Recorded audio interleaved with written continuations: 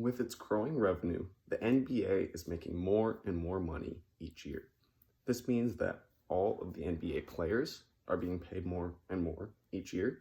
Teams are spending more money on players' salaries each year.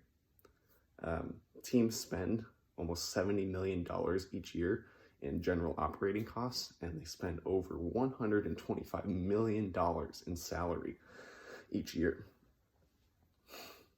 Last year, the NBA raked in over $8 billion in revenue, which equates to around $6 billion in average annual income. This comes from Christina Go's article about NBA revenue.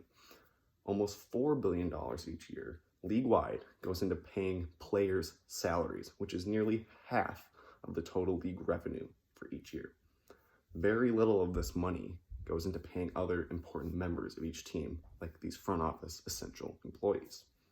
So, while paying players is important, paying players to the current extent that they're paid to is a bit egregious.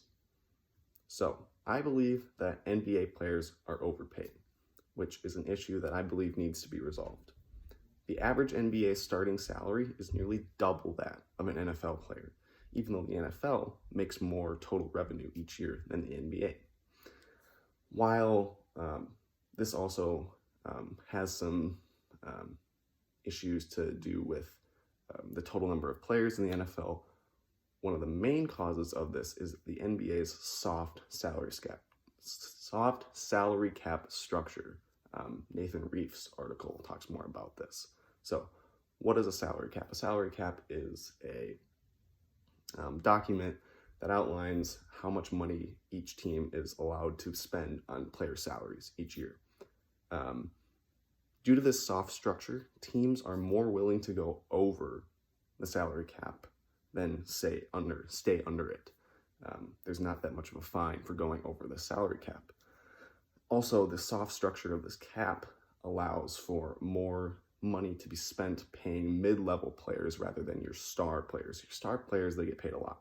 But also, this cap allows for an excess of money in paying these mid-level players.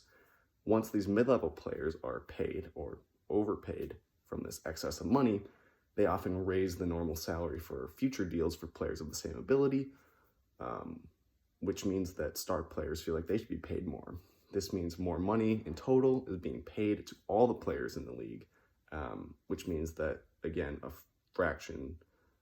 smaller fraction of this money then is being used to pay other NBA essential employees. The typical front office NBA employee, this comes from Glassdoor's article on NBA salaries, which is people in charge of daily team operations, they are paid around 1.5% of what an average NBA player makes. These employees are the backbone of an NBA franchise. They help sell tickets, they organize player events, they clean the arena, along with a plethora of other day-to-day activities that are necessary to keep a team running.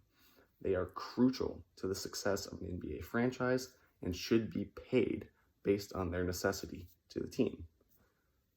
So, since front office employees are so valuable to the team, I think they should be paid in a manner that reflects their importance. So, in order to resolve this issue, I think teams should lessen player salaries and then increase the salaries of these essential employees. Now, first, the team would need to reduce the salaries of current NBA players. I fully believe that NBA players should be paid a lot of money. They are very valuable, they're talented, but I think they should be paid less. And doing this would be met with staunch criticism from the players and the players' union. This would have to be dealt with internally by each team. In order to reduce these salaries, the NBA owners and the teams would have to propose a new CBA, a collective bargaining agreement. That's just a document that outlines how teams are allowed to pay their players and how the league revenue is distributed. So I think that this CBA should reduce current player salaries by 5%. Just 5. This is a relatively small number. This would mean that current players that are being paid $40 million a year would be paid $38 million a year, so on and so forth.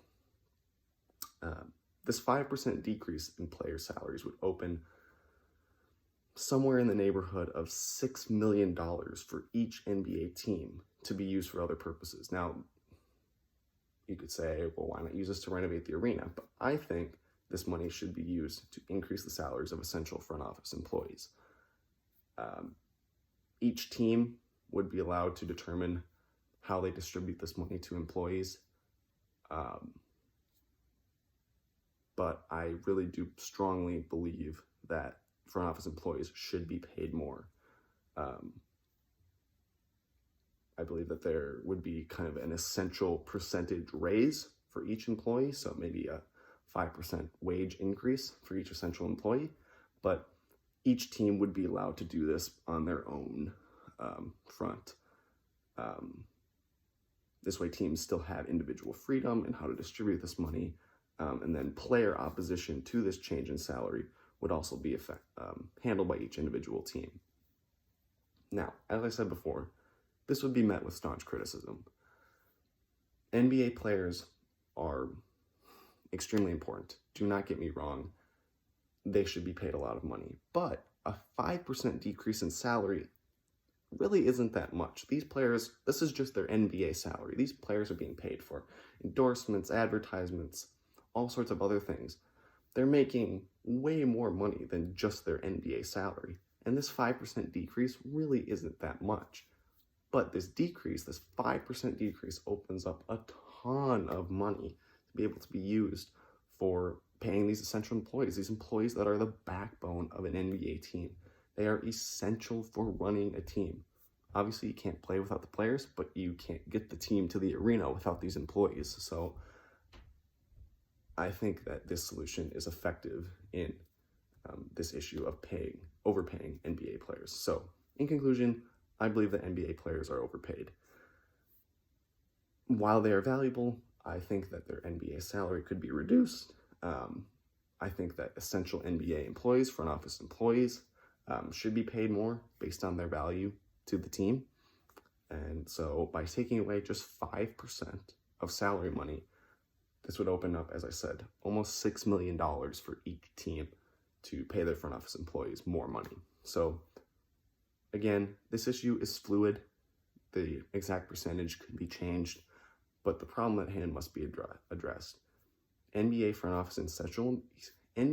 office essential employees are grossly underpaid based on their value and importance to the team, so teams should diminish players' salaries in order to effectively compensate these essential workers.